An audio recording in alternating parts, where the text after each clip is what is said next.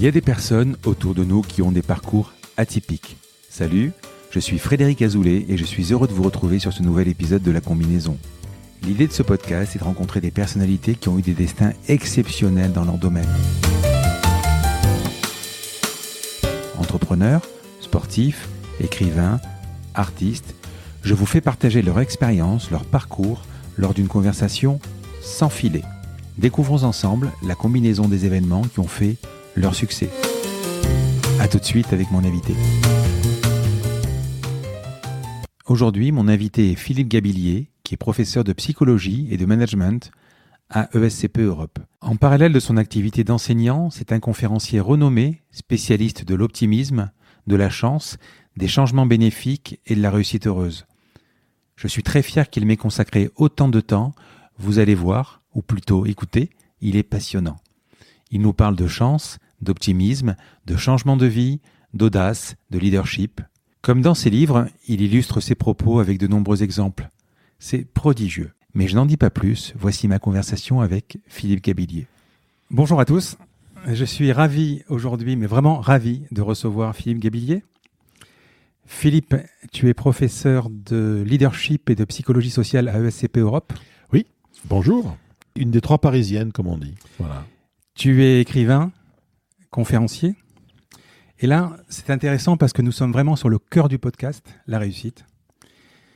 Et la réussite, pour moi, c'est du travail, du talent, de la créativité, de la passion, de la persévérance, mais aussi de l'audace, de l'optimisme, cette envie de changer de vie, et bien sûr cette croyance qui existe ou qui n'existe pas, qui est la chance. Tu vois où je veux en venir ? Je crois que je commence à voir. Tu as écrit 4 livres. L'éloge de l'optimisme, l'éloge de la chance, l'éloge de l'audace et de la vie romanesque, et l'art de changer de vie en 5 leçons. Absolument. Le fil conducteur de notre discussion sera de savoir si tous ces ingrédients sont nécessaires pour réussir. Mais avant tout ça, avant de répondre à toutes ces questions, est-ce que tu pourrais te présenter ?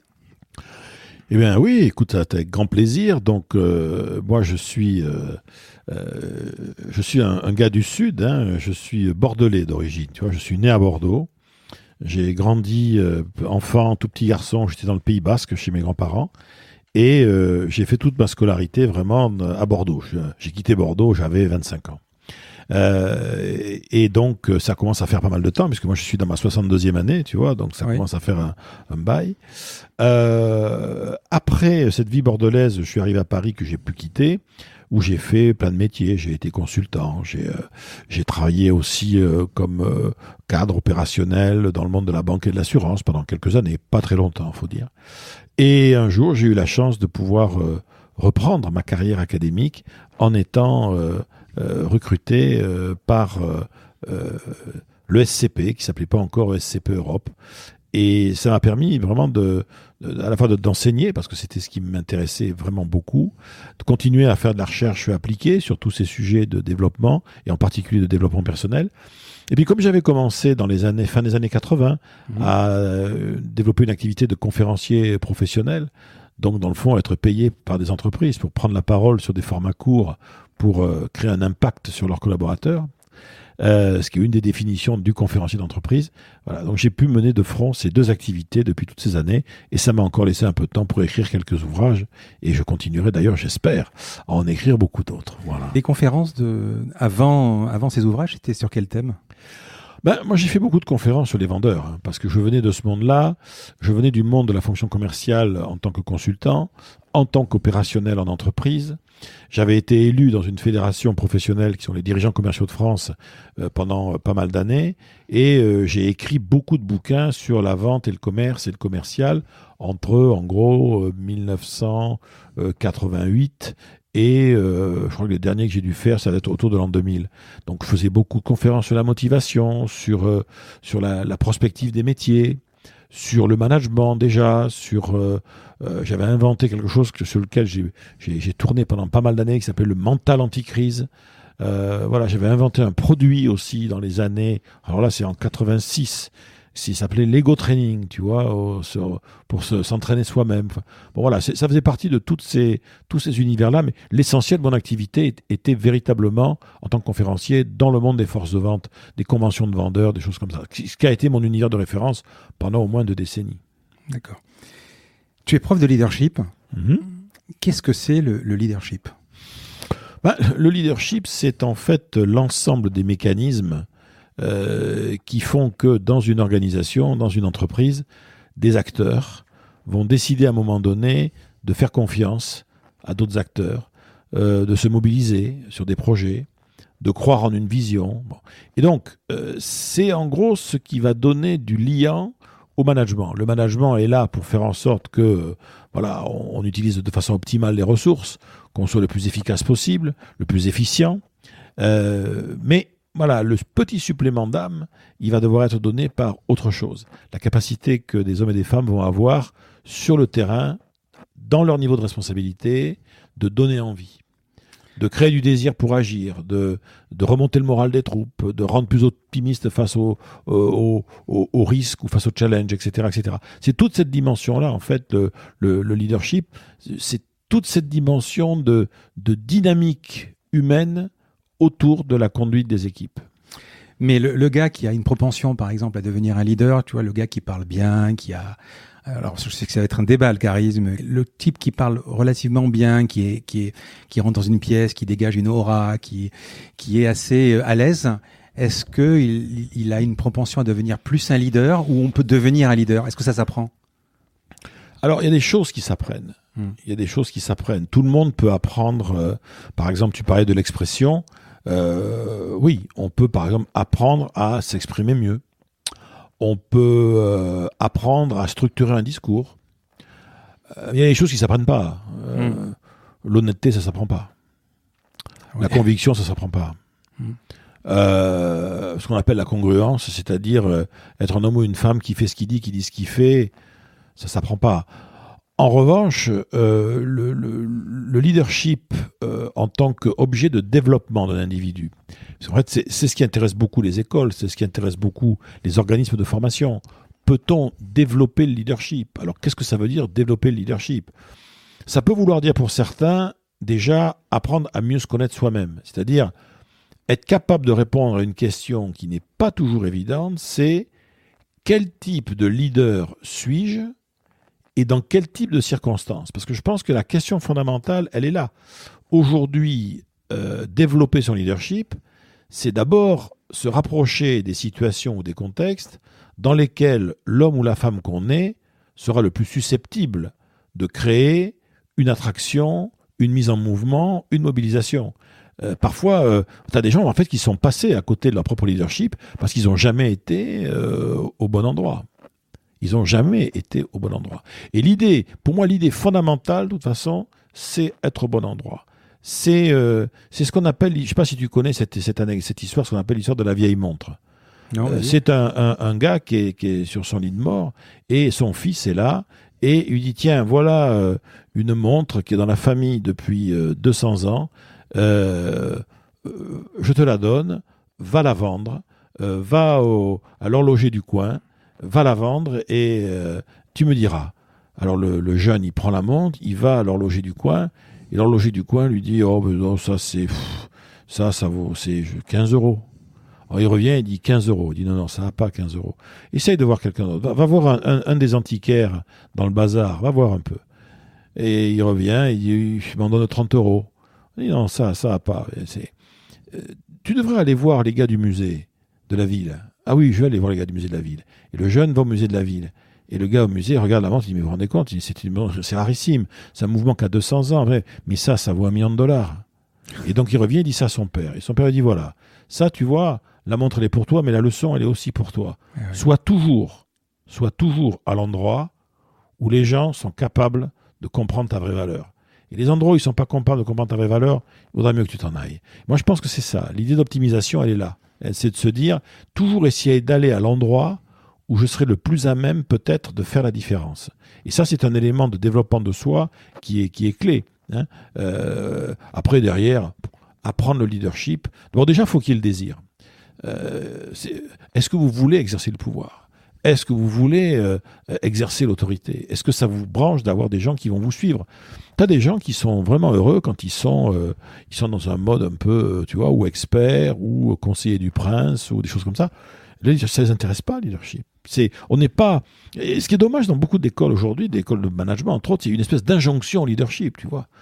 Fondamentalement, vous êtes tous des leaders, quoi. Vous devez tous devenir des leaders. Non, c'est pas sûr. Quand tu prends l'exemple des startups, par exemple, des startups aujourd'hui, elles sont portées par une passion pour un produit. Mais le gars ou la fille qui a lancé la startup, on se rend bien compte que quand la startup a commencé à être en croissance, créer une équipe autour, faire que les gens me suivent et tout, ouais, ben s'il faut le faire, on va le faire, mais c'est pas du tout ça que j'aspirais. Donc, est-ce que aussi il y a une aspiration au leadership? T'as tout un tas de gens qui te disent non, mais on peut être tout à fait heureux dans la vie en développant une œuvre, en créant des liens forts avec des gens, mais on n'est pas obligé d'être leader. Oui, parce qu'on dit en plus qu'un leader, c'est pas quelqu'un qui peut agir seul. C'est une équipe derrière, c'est quelque chose. Tu peux pas. Alors, il peut pas agir seul. Enfin, ça dépend des domaines. Ouais, ça dépend des domaines. Sur le long terme, c'est vrai. Mais en revanche, tu vois, dans les situations de crise, les situations difficiles, les situations d'urgence, il faut quand même bien qu'à un moment donné, il y a un acteur qui va prendre sur lui le truc. Et c'est pour ça que moi, je suis très, très dubitatif vis-à-vis de certaines approches très contemporaines, tu vois, le shared leadership, le leadership partagé, on est tous leaders, je suis là pour développer le leadership de mes propres collaborateurs.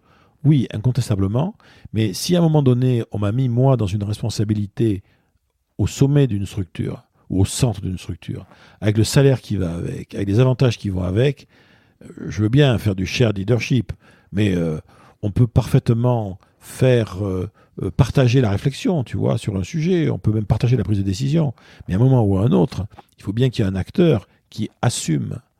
Et on peut déléguer beaucoup de choses, mais déléguer le leadership, déléguer la responsabilité face à l'action et à ses conséquences, c'est ouvrir une boîte de Pandore qui peut être un peu dangereuse, quoi, parce que là, pour le coup, on rentre dans une zone de déresponsabilisation. On a décidé tous ensemble, quoi. Donc, or non, à un moment donné, sinon c'est moi qui ai fait l'erreur, et il faut l'admettre, quoi. Oui, parce que ce qu'il faut comprendre aussi, c'est que le leader, c'est pas forcément le manager, c'est pas le même. C'est pas forcément le même. Alors, il y a des univers dans lesquels c'est pas le même, tu vois. C'est pas le directeur du grand orchestre national. Voilà, c'est pas obligatoirement le leader. Le leader, c'est peut-être plutôt le chef d'orchestre qui va l'incarner à un moment donné. En football, équipe de France de foot, si tu veux, il y a des managers, puis il y a du leader sur le terrain. C'est pas obligatoirement la même personne. Donc, en entreprise, il y a parfois une confusion des rôles. Mais pas toujours, tu vois. Quand Microsoft s'est développé, la façon dont Bill Gates avait partagé les rôles avec Steven Ballmer, voilà, qui était le leader, qui était le manager. Alors, clairement, c'était Bill Gates, c'était le créateur, c'était le visionnaire, etc. Mais il fallait quelqu'un qui ait la capacité à embarquer les gens. Et c'est vrai qu'embarquer le monde, Bill Gates, c'était pas son truc, quoi. Et quand tu vois Steve Jobs qui pour le coup, voilà, mais par ailleurs, était pas une belle personne. Oui. Voilà. J'ai beaucoup lu sur Steve Jobs, oui. Voilà. Non, mais c'était quelqu'un qui montrait la direction. Voilà. Maintenant, s'il y avait des morts sur la route, c'était pas très grave. Voilà. Ouais. Est-ce que tu penses qu'on peut être leader dans plusieurs domaines ? Oui, moi, il y a rien qui l'interdit. D'abord parce qu'on peut être passionné. D'abord, on peut être leader successivement dans plusieurs domaines. On peut effectivement, à un moment donné, pourquoi pas, être un grand homme d'affaires ou une grande femme d'affaires. Et un grand pianiste. Et un grand pianiste, faire de la politique. Enfin bon, oui, pourquoi pas. Mais encore une fois, c'est quel est le rapport que ça va entretenir avec le désir de la personne ? Est-ce qu'il ou elle veut, est-ce qu'il veut ça ? Quel est l'intérêt de ça ? C'est tout le sujet. Si le leadership, c'est un mode de fonctionnement qui va taper, si tu veux, à la fois dans le relationnel, dans le symbolique aussi. C'est-à-dire que quand on est leader, tu as un manager par exemple. Un manager qui échoue. Il échoue. C'est un échec, quoi. On pourrait même, avec une bonne volonté, dire c'était de l'apprentissage pour lui, quoi. Un leader qui échoue, c'est compliqué. Parce que c'est souvent vécu autour comme une trahison. Parce que là, il y avait tellement d'identification qui avait été faite à sa personne qu'on est beaucoup moins prêt à pardonner à un leader en qui on a cru d'avoir échoué qu'en un manager. Le manager, il s'est trompé, quoi. Il a fait une grosse boulette. Le leader, ça a plu, quoi. pour ça que à partir d'un certain niveau d'amour porté par un groupe à un individu, s'il échoue, ça sera dur pour lui, quoi, clairement. Et tu penses qu'on peut jouer au leader, faire semblant qu'on est un leader? Attention, c'est deux choses différentes. Oui. De toute façon, alors là, on est dans un univers qui est un univers social, si tu veux, où nous incarnons des rôles. Donc, effectivement, on attend de celui ou de celle qui est en situation de leadership qu'il joue un rôle. Mais on peut jouer un rôle de façon... jouer un rôle n'est pas obligatoirement mentir. En revanche, ce qui peut arriver, c'est qu'on joue à côté. C'est comme au théâtre, tu vois. C'est-à-dire, tu joues un rôle pour lequel tu n'es pas fait. Alors là, c'est autre chose. Mais il y a une notion de jeu de rôle. Et d'ailleurs, on peut parfaitement, dans une même situation, dans la réalité de l'entreprise, tu vois, face à un codir, tu as une situation de crise, par exemple, tu peux parfaitement, ce jour-là, aborder cette situation de crise en mode manager, dirigeant, de façon assez rationnelle, structurée, etc. Et tu peux à un moment donné décider, alors que tu es en train de discuter avec les gens, tu sens que le mode manager, ça fonctionne pas, et il y a une espèce de switch intérieur, dire bon alors maintenant, j'arrête le PowerPoint, les amis, et il faut qu'on discute de ça. Parce que dans le fond, on parle de quoi là? En fait, on parle d'un bas de bilan ou on parle de notre mission par rapport à la société. Le leader, il va essayer de brancher les gens toujours sur un truc de plus grand qu'eux, quoi, ou de cacher à l'intérieur d'eux-mêmes. D'accord. On va parler de l'art de changer de vie. C'est ton 3e livre, je crois. Non, quatrième. Tu cites Confucius, et je trouve ça magnifique. Choisissez un travail que vous aimez et vous n'aurez jamais plus à travailler un seul jour de votre vie. Oui. Et on retrouve cette idée de la passion comme carburant. Alors, sachant que trouver un travail qui nous passionne, ça a l'air comme ça d'être évident, mais ça l'est pas. Parce que il y a une époque de ma vie où j'ai fait un peu d'accompagnement et de coaching, si tu veux. Le nombre de gens qui sont persuadés qu'ils aiment ce qu'ils font, mais alors que c'est pas vrai, c'est incroyable. Mais ils s'y sont habitués. Ils le font parce qu'on leur renvoie du positif. On dit mais non, t'es tellement bon, t'es tellement génial, t'es tellement doué. Et on finit par croire qu'en fait, on aime ça. Mais c'est pas toujours vrai. Et il y a beaucoup plus de gens que l'on croit autour de nous qui font un travail parce que ils sont bons là-dedans. Des gens qu'ils aiment ou qu'ils apprécient leur ont dit qu'ils étaient bons là-dedans ou leur ont demandé de le faire, mais fondamentalement ils aimeraient faire autre chose. Voilà. C'est pour ça que l'enjeu de faire quelque chose qui nous plaît vraiment, tu as des gens par exemple qui vont découvrir ça tard, après avoir travaillé. On assiste maintenant, on est un rallongement colossal de la durée de vie et surtout de la durée de vie en bonne santé.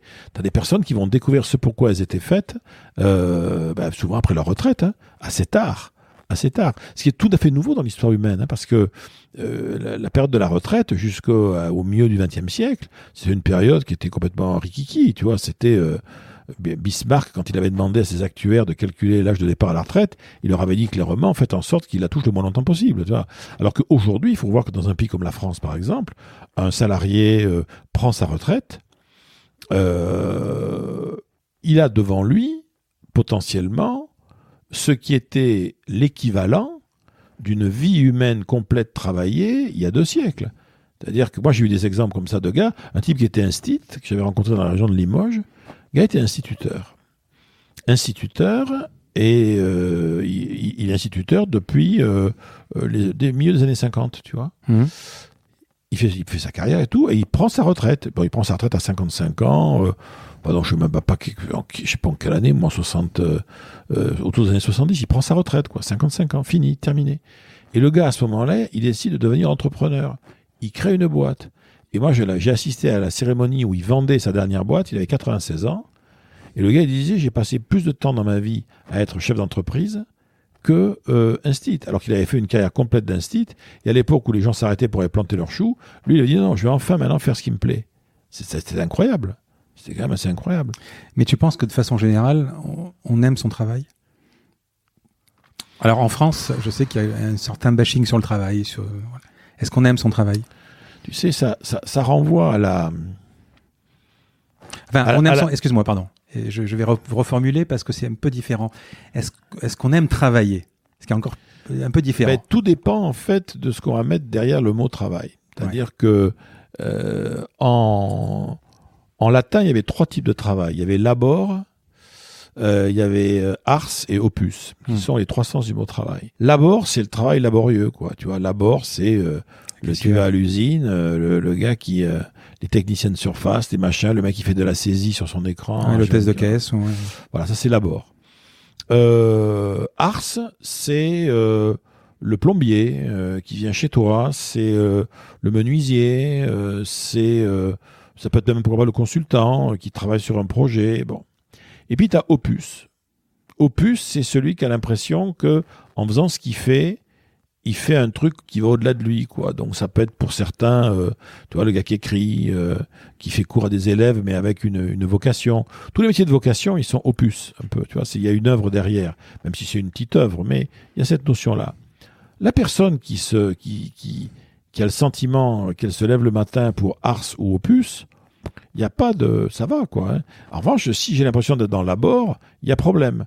Alors le problème, ça va être encore plus si tu es censé être dans ars ou opus, donc vraiment le travail, tu vois, un peu de l'artisan où tu fais une œuvre, et toi tu le vis comme étant un truc purement laborieux. Oui, mais le gars qui bosse chez Peugeot, chez Renault, qui est dans le labor et qui sort des voitures, qui est peut-être content de voir aussi la 308 sortir. Parce qu'il n'est pas que dans le labor, justement. D'accord. Tu veux dire que physiquement, mentalement, il peut être dans le labor. Bien sûr. Voilà, d'accord. Mais tu sais, c'est cette vieille histoire qui traîne dans tous les manuels de formation sur l'histoire de le gars qui rencontre les mecs qui font des pierres. Là, il y en a un, il trimballe des pierres. Le premier lui dit je trimballe des pierres. Ça, c'est effectivement c'est labor. Le deuxième lui dit je suis en train de construire un mur. Ça, c'est ars. Et le troisième lui dit on est en train de construire une cathédrale. Là, c'est opus. Oui. Voilà, tu vois. Donc là, on voit très bien ces différents niveaux. Et puis, après, tu as la réalité qui va derrière. Je te donne un exemple. Tu peux avoir un boulot passionnant. Mais quand je dis passionnant, c'est passionnant. Un truc de dingue. Simplement, voilà, moi, je suis parisien, donc je prends un exemple très parisien, tu vois. Tu travailles à la Défense. Bon, dans une tour. Par ailleurs, tu as un chouette bureau, tu as tout bien ce qu'il faut, etc. Le problème, c'est que tu es un jeune consultant, tout ça. T'habites à Noisiel, tu vois, donc complètement au fin fond de la banlieue est de Paris, et la Défense est à l'ouest. Ça signifie que t'as beau avoir un travail absolument génial, tu te tapes 1h15, quand c'est pas 1h30 de transport aller, de transport retour, tous les jours. Ben, t'as beau faire un travail absolument génial, l'expérience que tu vas avoir de ce qu'allait travailler, je dirais, va être complètement entachée par ça. Et quand bien même, quand tu auras plus de pognon, tu auras une bagnole, ben en plus tu auras les embouteillages. Quoi. Donc la seule façon de faire, ça va être de dire, ben dans ce cas, je vais déménager, en fait, dans l'ouest de Paris. Mais déménageant dans l'ouest de Paris, avec ce que j'avais pour le loyer que j'avais dans l'est à l'ouest, je vais perdre la moitié en surface, etc. Tout a un prix. Donc le monde du travail est un monde qui peut parfois nous forcer aussi à faire des choix, tu vois, même des choix avec notre vie tout court. Ouais, mais ça va même plus loin, c'est-à-dire que si le gars il habite à côté de son travail, il s'éclate dans son travail, mais qu'il rentre chez lui, ça va pas avec ses gosses, ça va pas avec sa femme, il va pouvoir peut-être s'évader dans le travail, mais si le travail est moyen, le type, sa vie, elle est... Oui, mais de toute façon, en plus, bon, le travail, ça va être une des dimensions. Il y a des gens qui vont vraiment tout mettre dessus. Ouais. La nouvelle génération qui arrive là, elle n'est pas du tout dans la même logique. Hein. C'est-à-dire qu'il y a une vraie attente d'investissement, de temps de vie dans autre chose. Et le travail, c'est super. Autant faire un travail qui nous plaît, où on est traité avec respect et qui nous donne le sentiment d'apprendre des trucs. Si on peut, c'est mieux. Mais il n'y a pas que ça. On veut continuer à faire d'autres choses. Et c'est délibéré. Ce n'était pas le cas de la génération d'avant. Là, c'est délibéré. Tu vois, la génération Y, les millennials, comme on dit, ils veulent absolument qu'il y ait d'autres types d'investissement de temps de vie que le travail. Alors, je te mets à part tous ceux qui, comme autrefois, ont la vocation. Parce que celui qui a la vocation, de toute façon, c'est toujours un modèle à part. Celui qui a tout, ou celle qui a toujours rêvé d'être entrepreneur, qui a toujours rêvé d'être prof, qui a toujours rêvé d'être médecin, qui a toujours rêvé... Quand c'est un truc qui te tient totalement, il y a une identification totale entre le job et toi, c'est autre chose. Mais c'est un autre type de modèle, celui-là. Mais on peut pas donner ce modèle-là comme étant le modèle de référence pour tout le monde. Mais les temps ont changé, parce qu'à l'époque, on travaillait pour manger ou pour acheter une maison, pour s'acheter sa maison. Aujourd'hui, les jeunes d'aujourd'hui peuvent arriver à travailler pour s'acheter autre chose, pour s'acheter, je sais pas moi, un téléphone ou. Et on se rend pas, tu vois, on se rend pas compte en fait de la réalité des chiffres. Je vais te donner un exemple. C'est Jean Viard, un grand sociologue des modes de vie, qui met ça en avant dans un grand nombre de ses livres. Et le chiffre est tout à fait passionnant. En 1900, donc on prend l'exemple 1900 et aujourd'hui. En gros. En 1900, en France, un territoire, un pays qu'on connaît, tu vois, oui. Une vie humaine pour un homme, c'est à peu près 500 000 heures. Une vie humaine, grosso modo, 65 ans. Ces 500 000 heures, au 19e siècle, tu as passé 200 000 heures de ta vie à travailler. Sur tes 500 000 heures de vie, tu as passé 200 000 heures de vie à travailler, surtout si tu es ouvrier. Tu as commencé très jeune, il n'y a pas de samedi, il y a quelques rares dimanches. Pour peu que tu sois à la Cambrousse, alors là, il y a la campagne, alors là, je dirais... Hein, donc, tu passes 200 000 heures de ta vie à travailler. Tu passes 200 000 heures à dormir. Ah oui, forcément. Et il te reste 100 000 heures pour faire des tas de choses, vie sociale, machin, etc. Ça, c'est la vie de monsieur tout le monde, madame, jusqu'en 1900. On est aujourd'hui en 2019, bientôt 2020. La durée moyenne d'une vie humaine en France aujourd'hui, c'est 750 000 heures. 750 000. On continue à dormir autour de 200, 250, puisqu'on a vu un peu 200, 250. Mais il faut savoir qu'aujourd'hui, si tu es salarié, voire même si tu peux être 4 sup, ton temps de travail dans ta vie, il aura été entre 40 et 60, peut-être 70 000 heures maxi, parce qu'on prend des vacances, parce qu'on a des week-ends, parce qu'on a commencé à travailler plus tard. Donc, il nous reste des centaines de milliers d'heures de vie. Et qu'est-ce qu'on en fait de ces centaines de milliers d'heures de vie? Je peux te le dire, on est sur des écrans. Ah oui, ça c'est sûr. On est sur des écrans. Je vois que les enfants, ça c'est sûr. Il y a quelque chose, si tu veux, mais même sur les écrans, toi, de télé, de machin, d'en phénomène. Mais même moi, quand j'écris un bouquin, je suis sur un écran.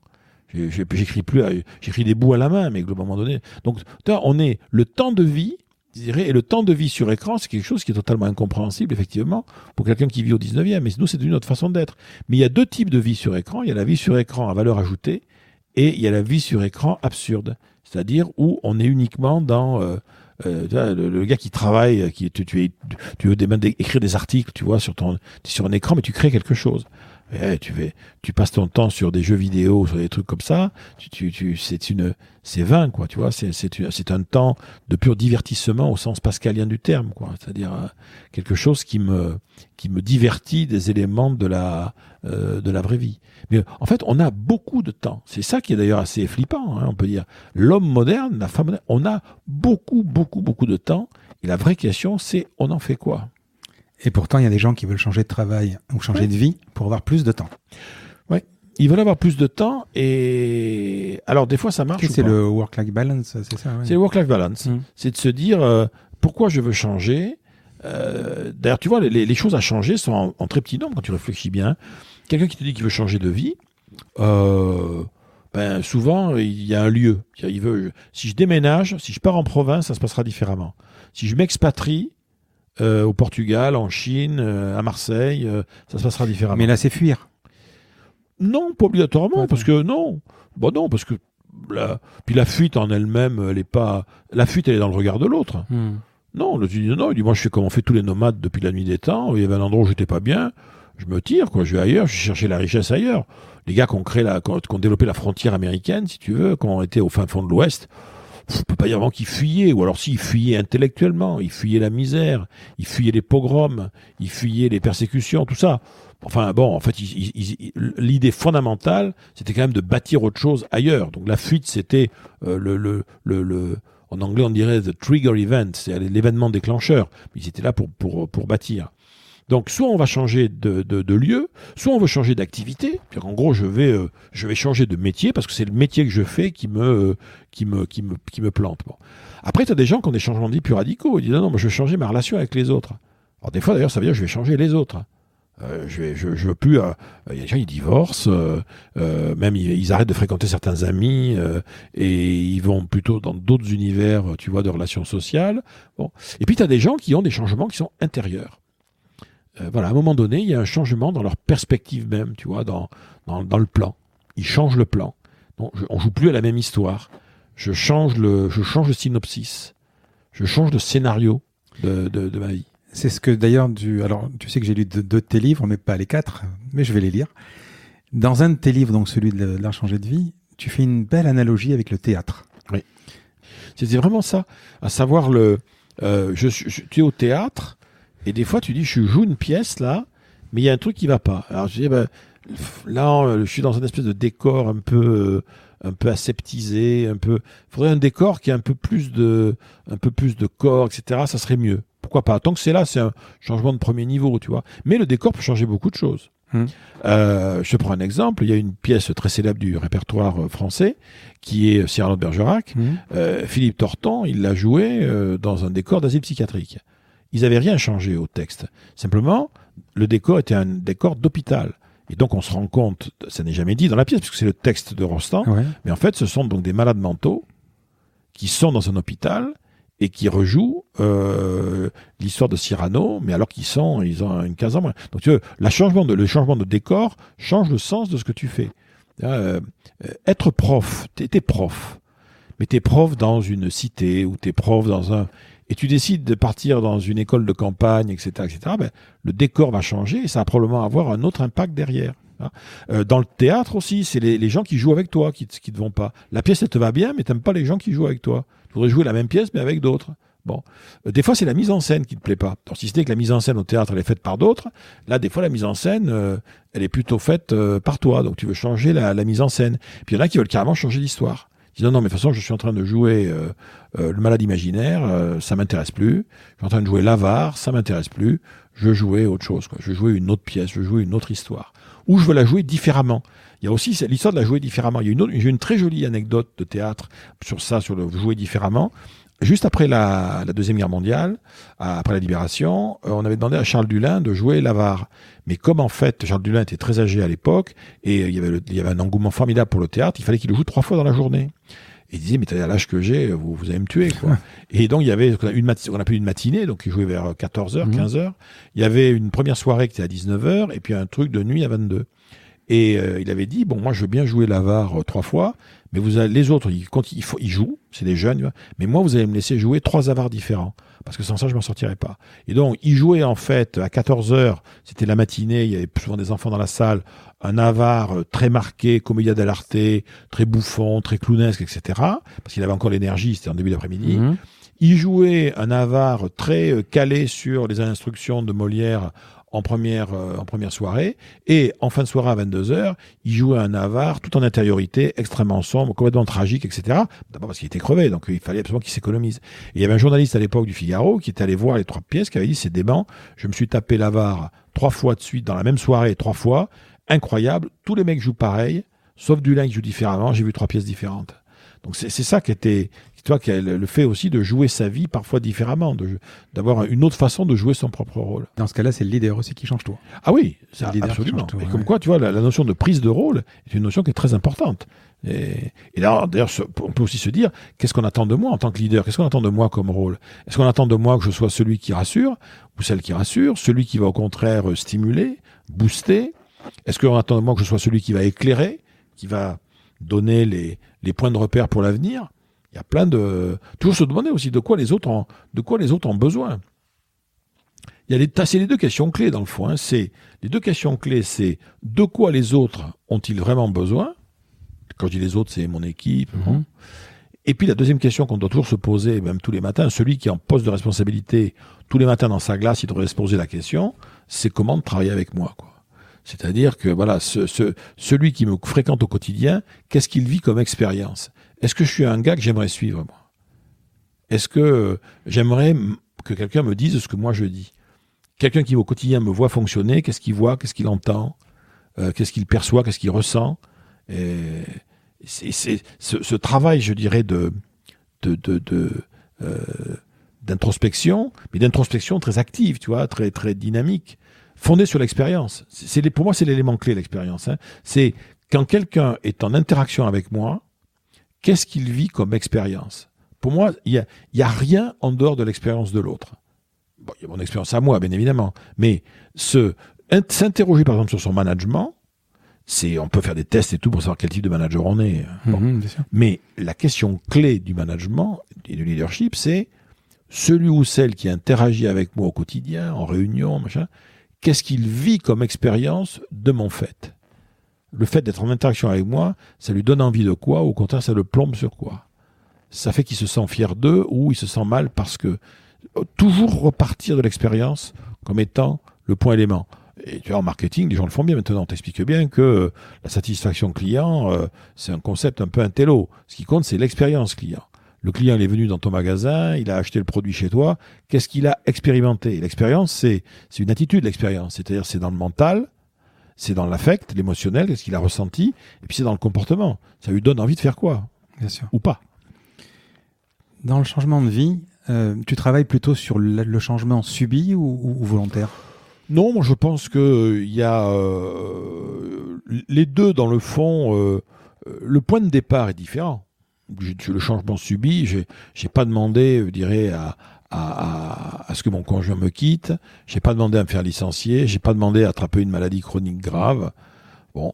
Et parfois, au contraire, c'est moi qui ai décidé de changer de lieu et tout. Mais à un moment donné, quand je suis dans une logique de changement qui va impacter l'ensemble de ma vie, il y a probablement un certain nombre de règles communes qu'on va... Oui, puisqu'on va le voir avec l'optimisme tout à l'heure.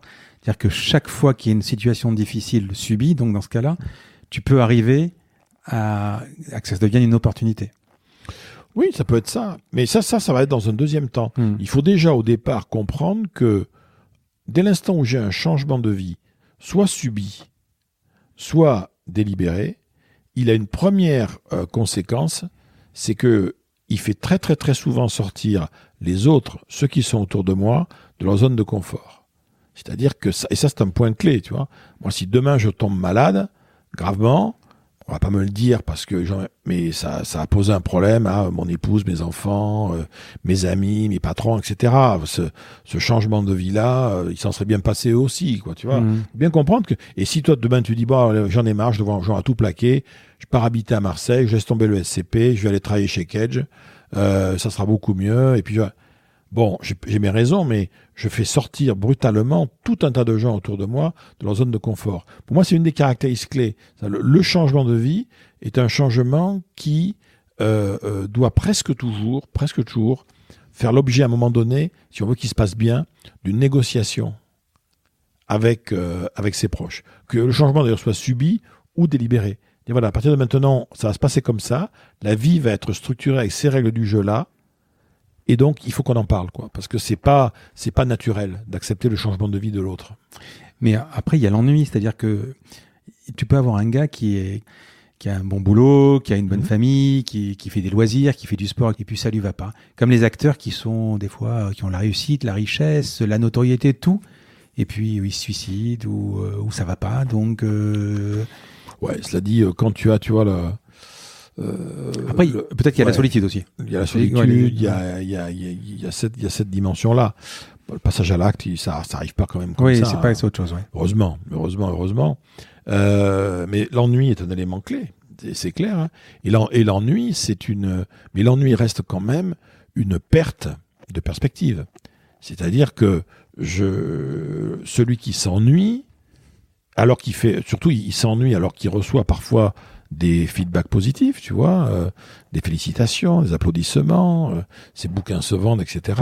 Mais, on va dire, c'est plus fort que lui, il ou elle va ressentir un besoin de changement. Voilà, une espèce d'ennui. Donc, un besoin de changement, mais qui n'est pas toujours, sur lequel il n'y a pas toujours de mots.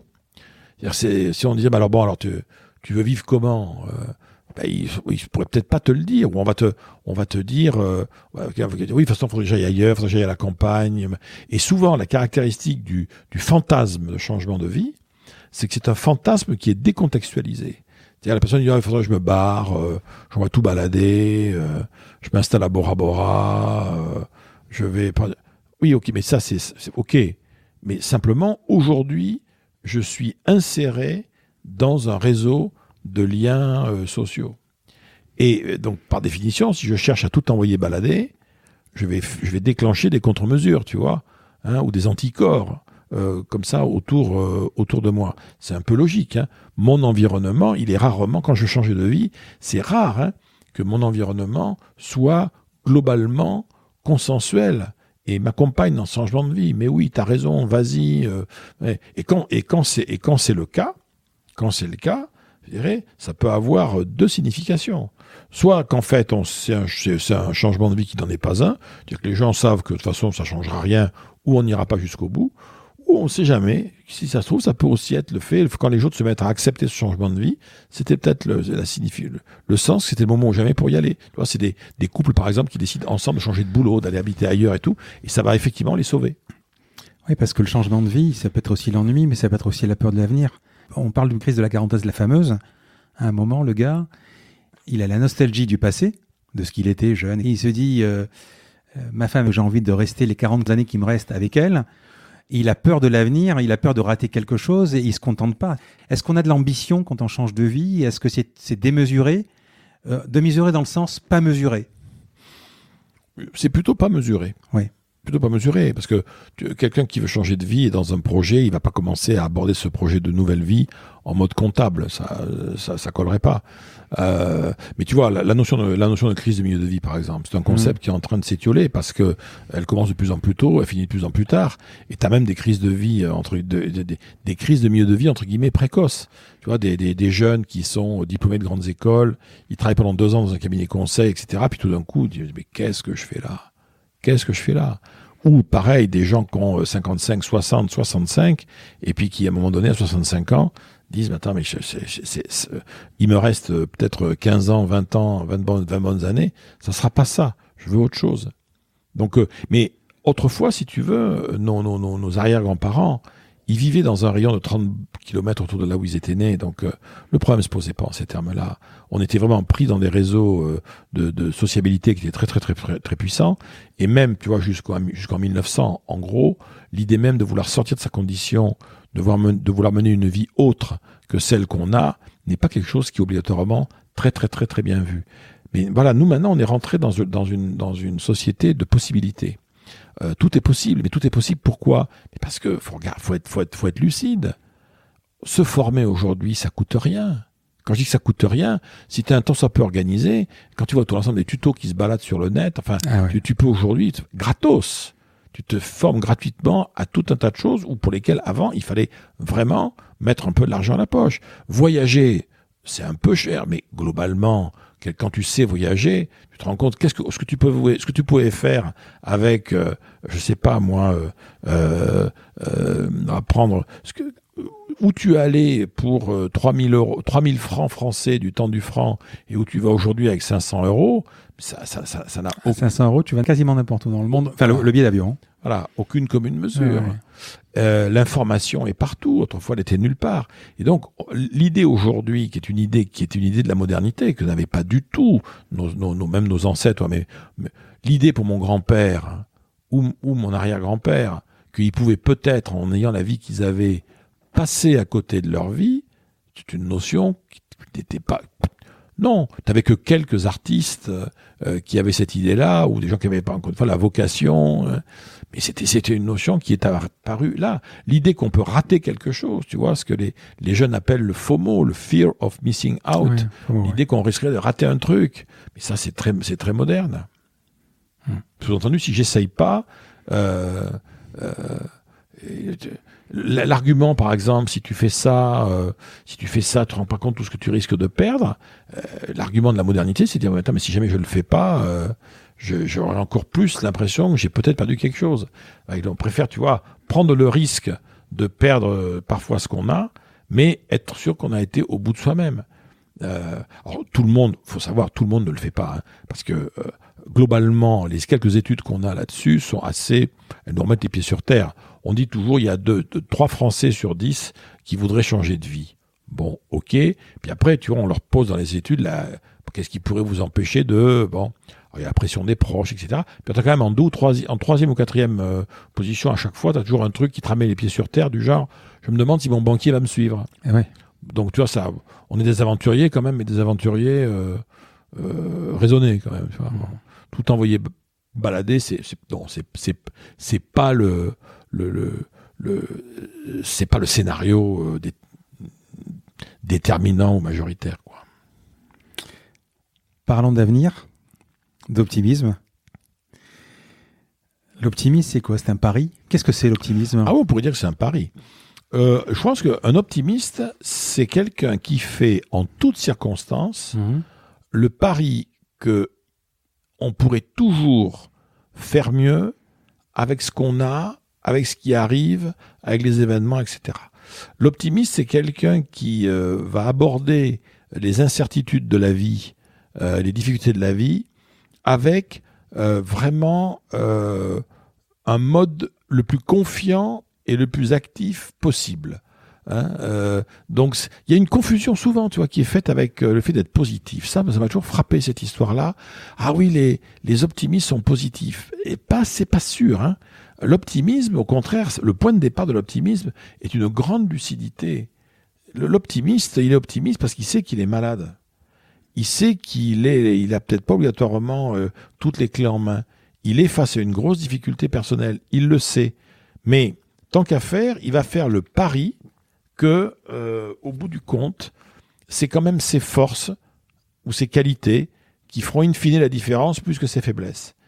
Il fait le pari qu'au bout du compte, il y a peut-être plus de solutions qu'il pensait au départ. C'est pas que des impasses. Il fait le pari qu'il vaut mieux toujours agir et peut-être se planter que rien faire et pas savoir. Tu sais, c'est Kundera qui dit ça dans L'insoutenable légèreté de l'être, qui dit « À tout prendre, je préfère vivre en optimiste et me tromper plutôt que vivre en pessimiste pour la seule satisfaction d'être le gars qui a eu raison. » Je pense que c'est une bonne chose. Donc, l'optimisme, il a effectivement cette dimension d'optimisation. Il m'arrive un truc, bon, je m'en serais bien passé éventuellement, mais qu'est-ce que je vais bien pouvoir en faire? Mais au début de ton livre, justement, je n'avais pas pensé à ça, parce que dans optimiste, il y a optimisé. Je n'avais pas pensé, c'est la même racine. C'est la même racine. Mais je n'avais pas pensé, c'est quelqu'un qui optimise sa vie, en fait. C'est-à-dire qu'en fait, optimiser, ça signifie qu'il va, dans son mental, entièrement se formater. Se formater, en fait, c'est pas tellement... C'est plutôt se ressouvenir, parce que pour des raisons qui sont des raisons un peu c'est lié au génome, si tu veux. On est tous, en fait, optimistes.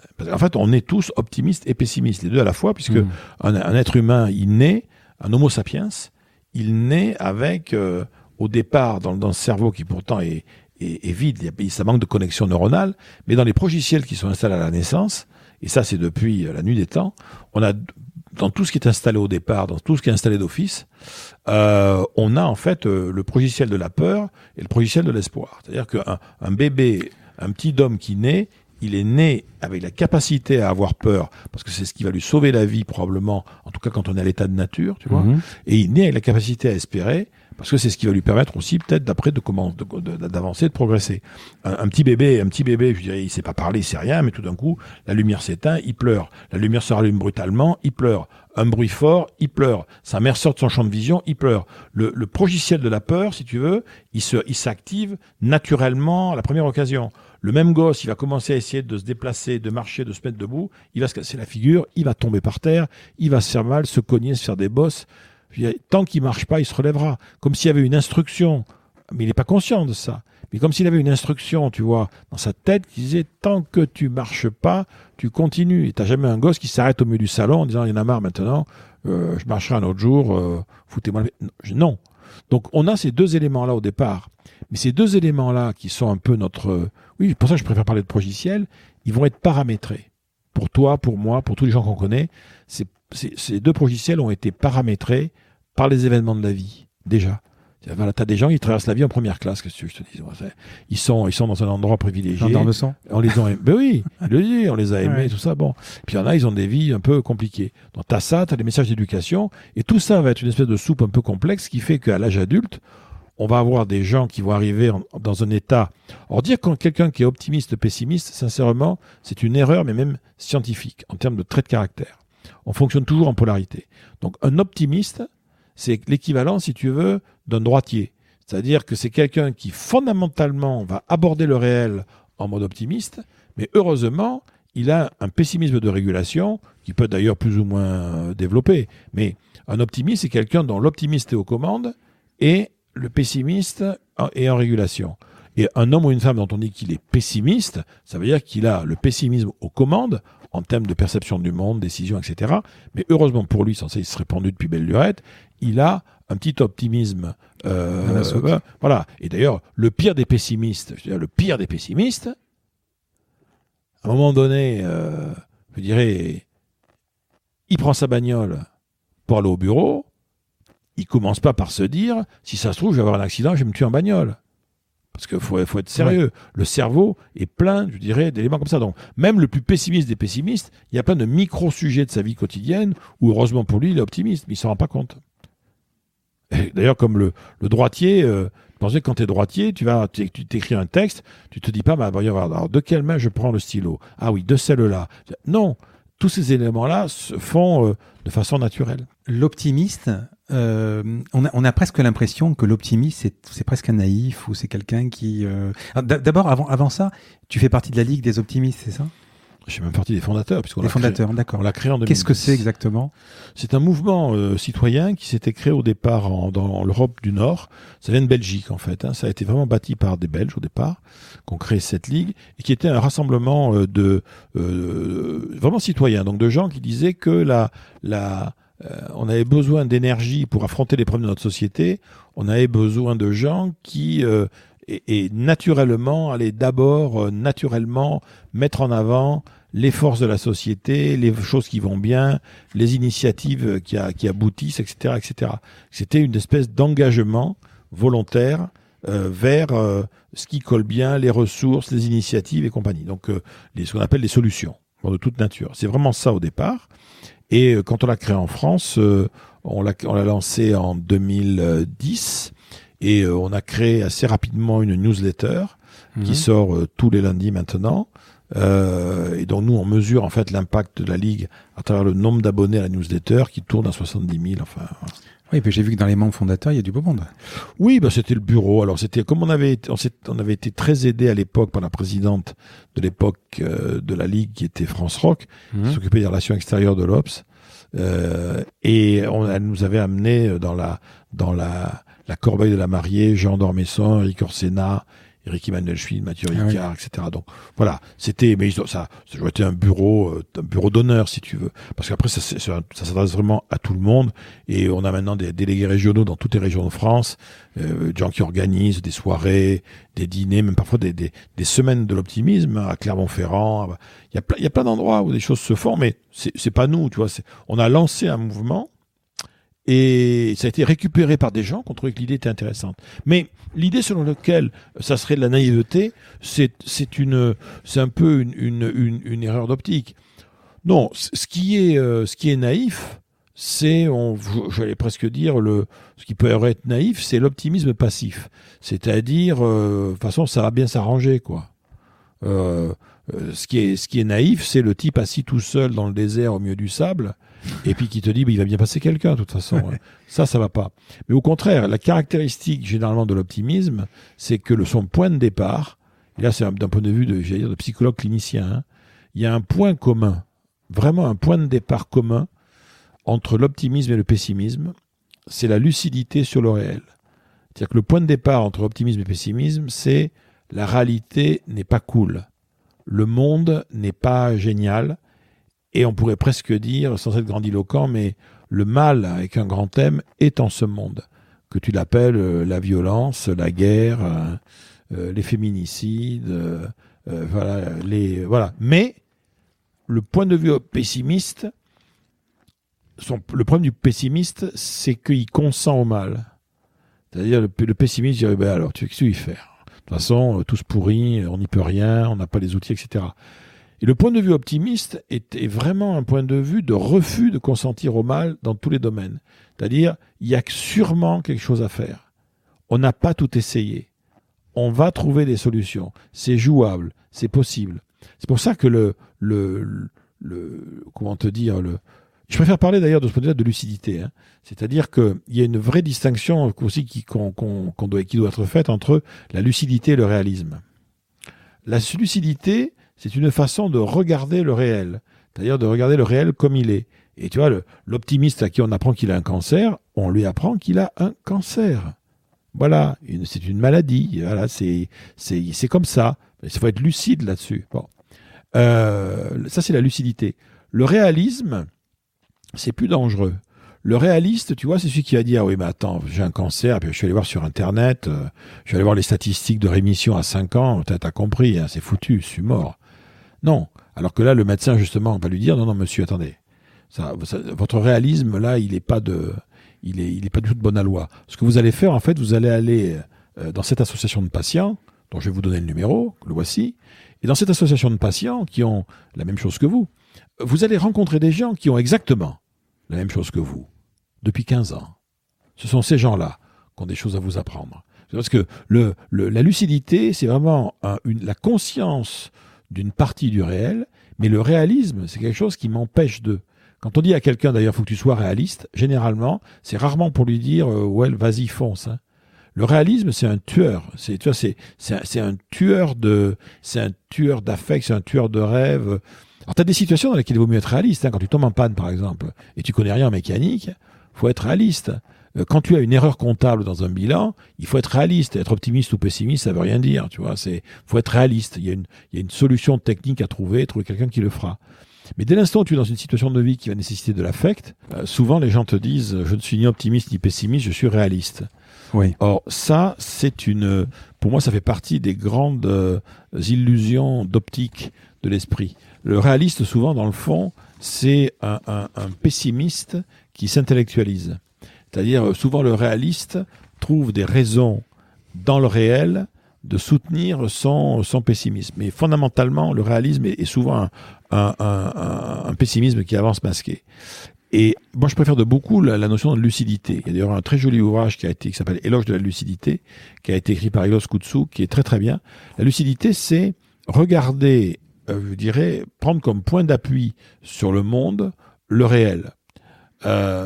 C'est vraiment, tu vois, se mettre dans une logique lucide. Je te donne un exemple. Le lucide, imagine que moi, qui suis pourtant, je dirais, je suis marié depuis 40 ans, je vais pas... Mais imagine, voilà, je me mets à vouloir séduire. Puis, la lucidité, c'est quoi? La lucidité, ça consiste à dire, bon, j'ai 62 ans bientôt, je suis plutôt, je dirais, enrobé, je suis chaud, etc. Bon, c'est le réel. Mais l'optimisme sur cette lucidité va consister à dire, je suis sûr et certain qu'il y a des femmes qui vont trouver mon style confortable, rassurant, etc., même plus jeune que moi, qui sait. Et là, mon optimisme va se nourrir, mais d'une approche lucide du réel. En revanche, si je commence à dire, si je sors de la lucidité, si je commence à me voir plus beau que je suis, en disant, mais pas du tout, j'ai 62 ans, mais j'en fais 40, il n'y a aucun problème. Et puis, vous savez, il suffit que j'ai le bon lifting là où il faut, puis vous allez voir, si je commence à rentrer là-dedans, alors là, je suis en train de sortir de la lucidité. Mais le point pour avoir un optimisme qui tient la route, il vaut mieux partir de cette approche de lucidité. Après, je dirais, le réalisme consisterait à me dire, enfin, tu imagines à l'âge que tu as, et le physique que tu as, tu vas pas commencer quand même à courir après des top modèles, quoi. Bon, effectivement, mais pas top modèle, mais qui sait, on sait jamais. Peut-être trouver des femmes formidables. L'idée du réalisme, si tu veux, c'est que c'est un empêcheur. La lucidité, c'est un point de départ. Donc c'est vraiment deux points de vue sur le réel qui sont très différents. Mais tu as évolué parce que dans l'éloge de l'optimisme, il y a moins de réalisme. Il y a vraiment cet antagonisme entre l'optimisme et le pessimisme dans le livre. Alors, si tu regardes bien, dans l'éloge de l'optimisme, il y a un chapitre, sauf erreur, qui est est-ce que les pessimistes sont vraiment le contraire de l'optimisme, hein? Je suis à peu près sûr et certain. Ce qui est vrai, c'est que le livre a été écrit au tout début. Moi, c'était un livre qui a été écrit donc il y a maintenant 10 ans. Hein, et c'est vrai que moi, plus j'ai avancé, et alors là, ça m'a sauté aux yeux sur le lien ou l'opposition, en fait, la polarité, on devrait dire, en fait, entre optimisme et pessimisme. Quand j'ai écrit Éloge de l'optimisme, je connaissais un peu le sujet, mais tu vois, je m'étais quand même beaucoup renseigné. J'ai été voir ce que la recherche racontait. Et il était clair que à la fois d'ailleurs la recherche et la quasi-totalité des écrits que j'avais trouvés à l'époque validaient en quelque sorte cette espèce d'opposition apparente entre l'optimiste qui serait par essence quelqu'un qui fonctionnerait d'une certaine façon et le pessimiste qui par essence fonctionnerait d'une autre façon. Et c'est en fait, plus tu rencontres des vrais gens, plus tu te rends compte que c'est là aussi une illusion d'optique colossale. L'optimisme et le pessimisme, nous en sommes porteurs et ils dialoguent en permanence l'un avec l'autre à l'intérieur de nous. Simplement, il existe un certain nombre d'entre nous qui avons un optimisme mieux entraîné, plus musclé que le pessimisme, et d'autres c'est le contraire. Mais, et ça j'insiste là-dessus, les deux, optimisme et pessimisme, sont des ressources. C'est-à-dire qu'il existe des situations de la vie dans lesquelles c'est le pessimisme qui va me faire prendre la bonne décision. Tu vois, tu prends des exemples en entreprise, par exemple. Je vais te prendre deux, trois pratiques professionnelles qui, au départ, elles sont fondées sur une approche pessimiste du réel. Pourquoi tu fais de la veille technologique, concurrentielle, commerciale ? Parce que si je ne surveille pas, je vais me prendre un truc sur la figure. Il se passe des choses dans le réel en ce moment qui vont venir me menacer. Pourquoi je m'assure ? Pourquoi j'assure mes biens ? Pourquoi je m'assure sur la vie ? J'assure mon patrimoine, mes locaux. Mais pourquoi je m'assure ? Parce qu'il y a tant ça a mal tourné, ça pourrait mal tourner, si ça tourne mal, bon. Pourquoi je fais des plans B ? Pourquoi je fais un plan B ou C ? Mais parce que mon plan A, il peut... Donc, le pessimisme est peut-être extrêmement créatif. Le pessimisme nourrit, en fait, la partie de moi, je dirais, qui est là aussi pour me protéger, pour m'empêcher de faire des boulettes. Alors, ce qui s'est passé, c'est que dans la littérature sur le sujet, comme il y avait beaucoup d'auteurs qui refusaient d'employer le mot pessimisme, tu as tout un tas de travaux, par exemple, où on te fait une subtile distinction entre l'optimisme et ce qu'on appelle l'optimisme paradoxal. Mais l'optimisme paradoxal, en fait, c'est quelqu'un, je dirais, qui va faire preuve de pessimisme dans une situation donnée, mais parce qu'il pense que faire preuve de pessimisme va lui permettre d'atteindre l'objectif.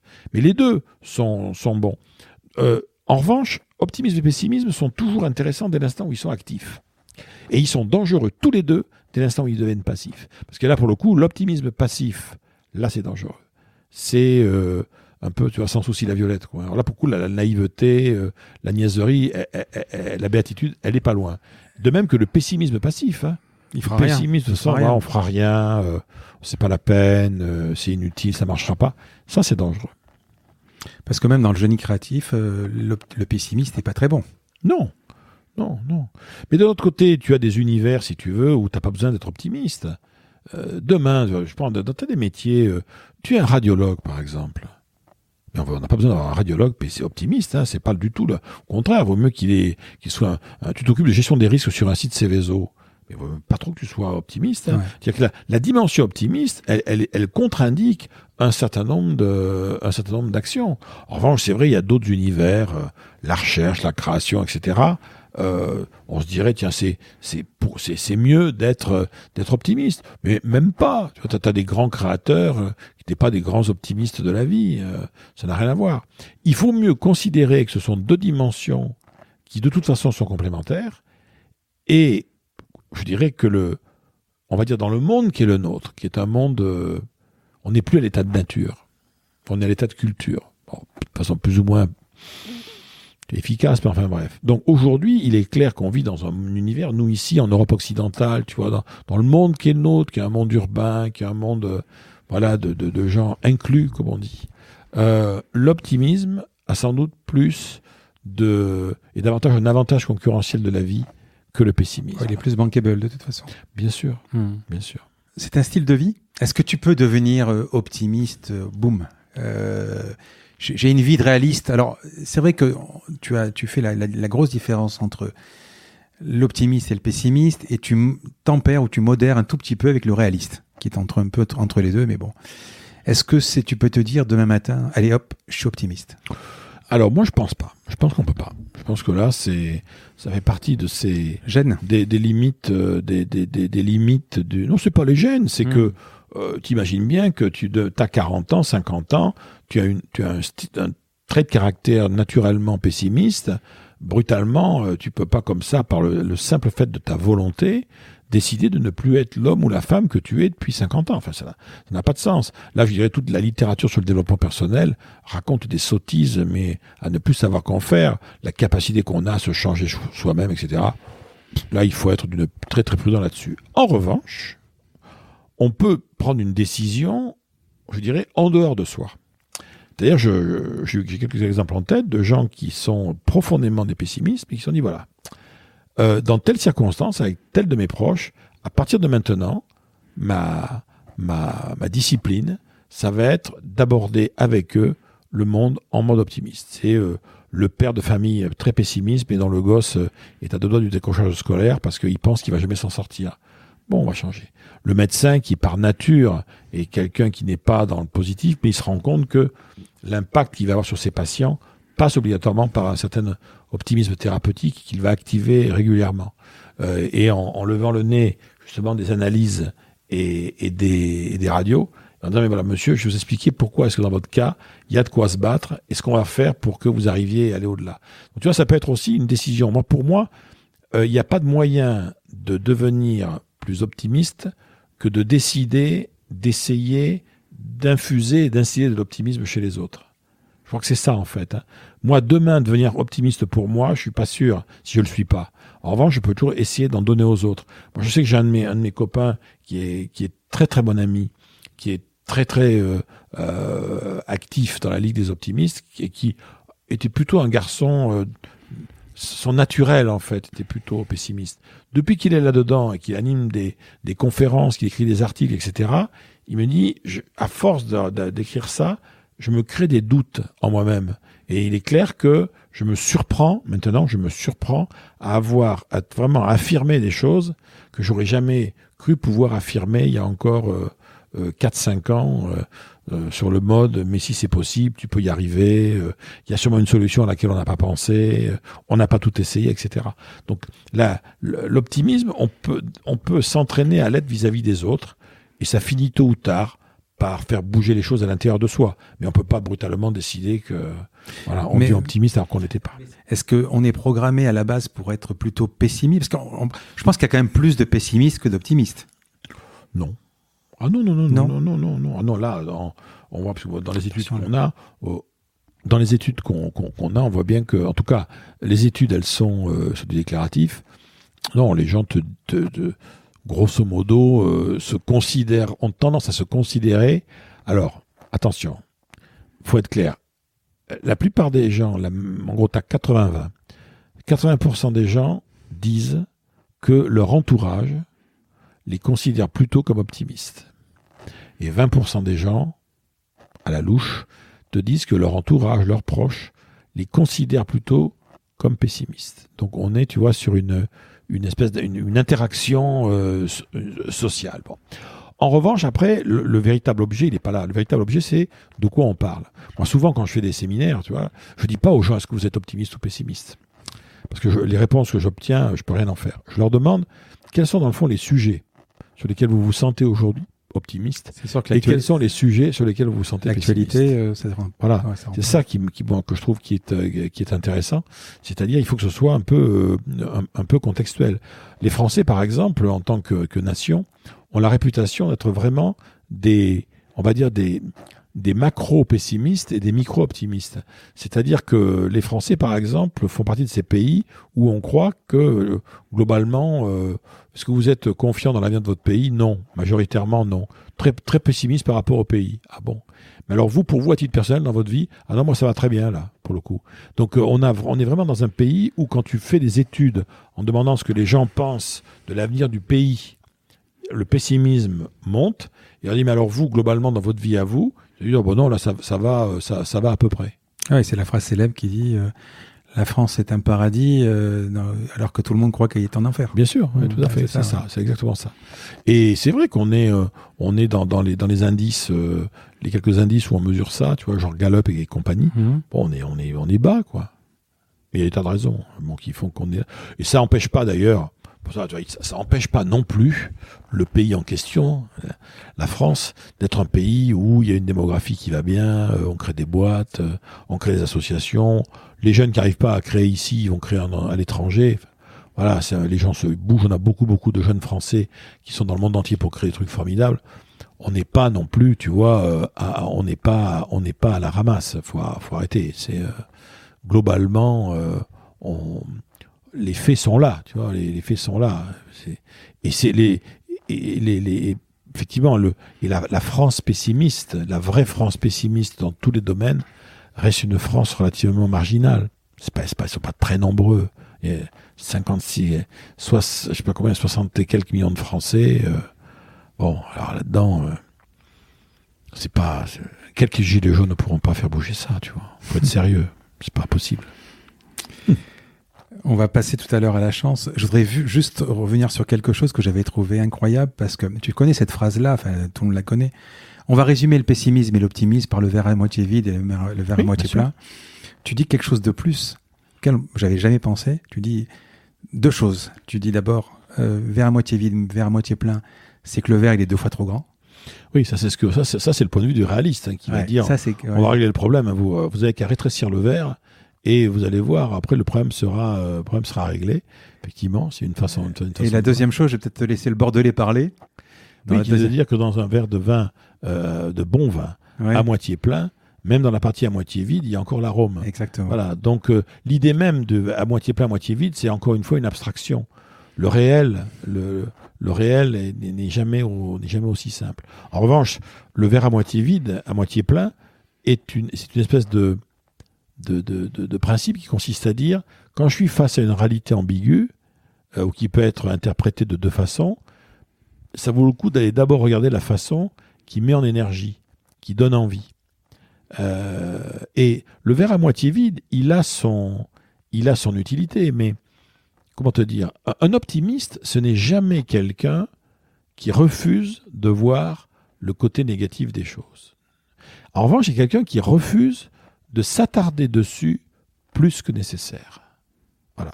Parce qu'au bout d'un moment, regarder ce qui ne va pas dans une situation, en prendre conscience, c'est faire acte de lucidité. Commencer à ruminer et à me rentrer dedans et à pas en bouger, là, pour le coup, ça devient de l'inhibition de l'action qui va m'empêcher de changer le monde. Parlons de la chance, la fameuse. Je crois que tout a commencé avec une petite vidéo, il me semble. Oui, tout à fait. Est-ce que tu peux nous raconter cette histoire? Parce qu'elle est quand même incroyable, je l'ai vue, et elle a fait je ne sais pas combien de...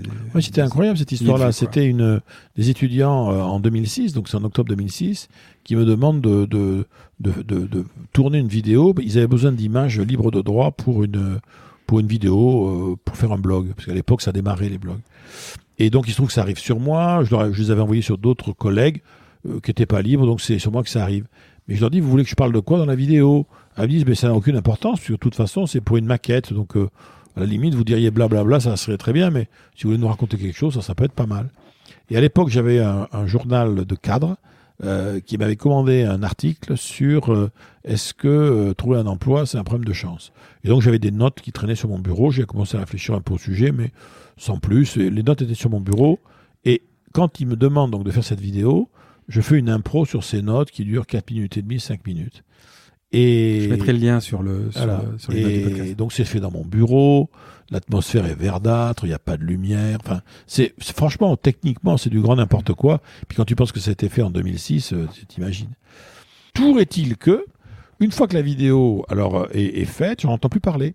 Et 2 ans après, ils reviennent vers moi, ils me disent bon, le blog marche pas, de toute façon, on arrête les frais. On va vous mettre la vidéo sur Internet, sur Google, sur YouTube, Dailymotion, et puis on verra bien. Ça fera au moins de l'image pour l'école. Ils mettent cette vidéo là-dessus, et elle fait un buzz incroyable. Les gens se la renvoient, mais bien au-delà du monde de l'entreprise. Même c'est parti à l'étranger. Des gens me l'ont renvoyé, sous-titré dans la langue du pays. Enfin, un truc de dingue.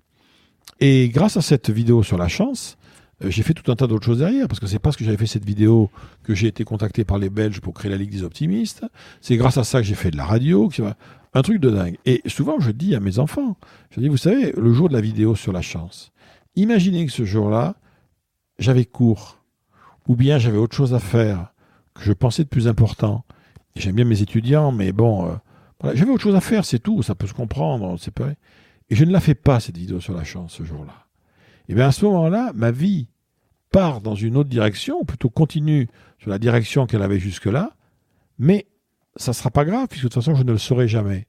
Donc, posez-vous la question du nombre de fois où on vous a demandé quelque chose, vous ne l'avez pas fait, ou vous n'avez pas fait le petit geste, le oui, le coup de téléphone à donner à quelqu'un, le mail à envoyer à quelqu'un, qui en fait aurait probablement ouvert une nouvelle voie, un nouveau quelque chose qui peut-être aurait eu des tas de conséquences incroyables à moyen ou long terme.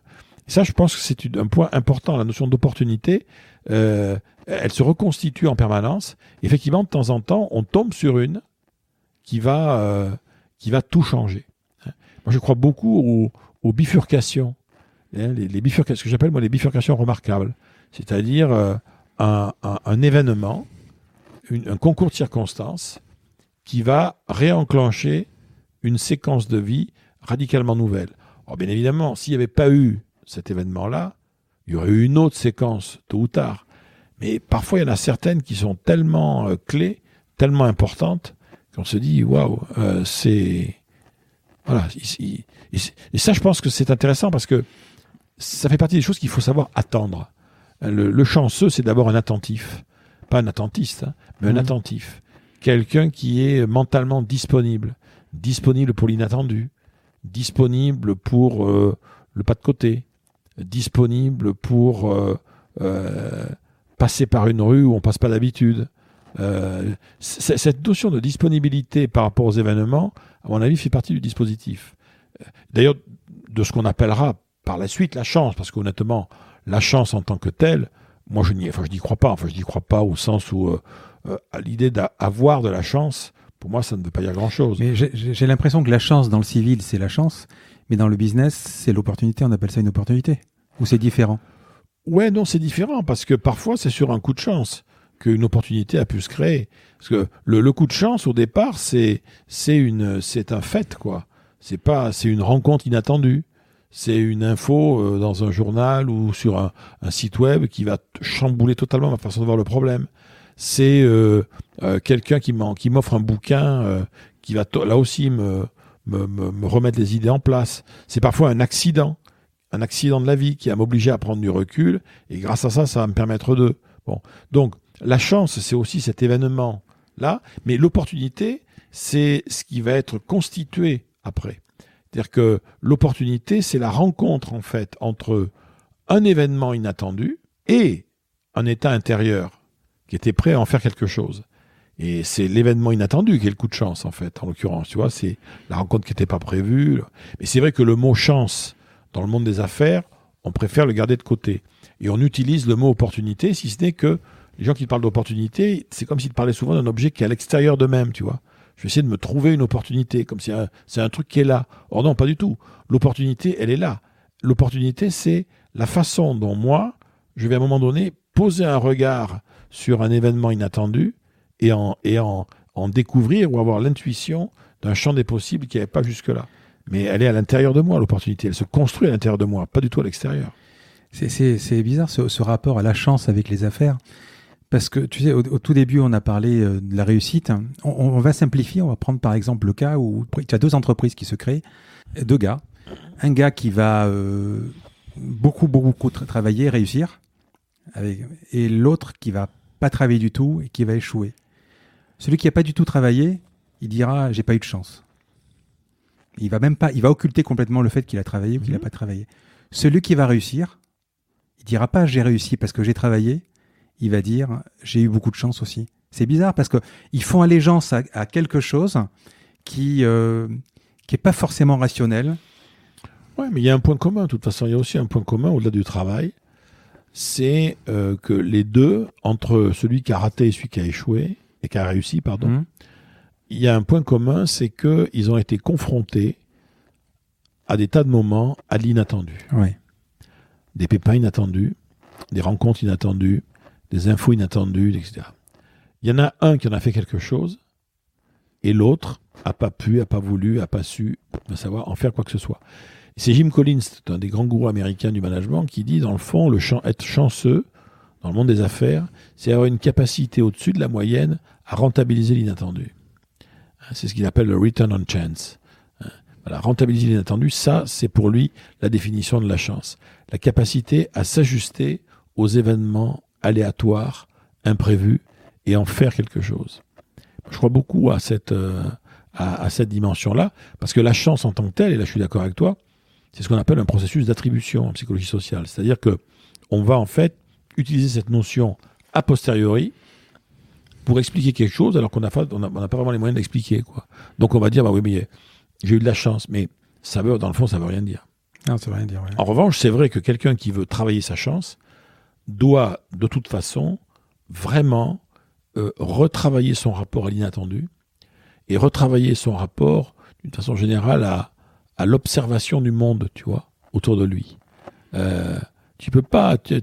T'as pas de chance si tu fais pas gaffe à ce qui se passe autour de toi. Il y a des moments où il va falloir être quand même un peu les antennes déployées. De même que avoir de la chance tout seul dans son coin, c'est un peu compliqué, quoi. Le chanceux, c'est quand même quelqu'un qui est aussi un passeur de chance. Tous les grands chanceux te diront, ils ont aussi aidé beaucoup de gens, tu vois. Ça fait partie de ce jeu-là. Je crée les conditions en donnant aux autres, par exemple, et en demandant rien en retour.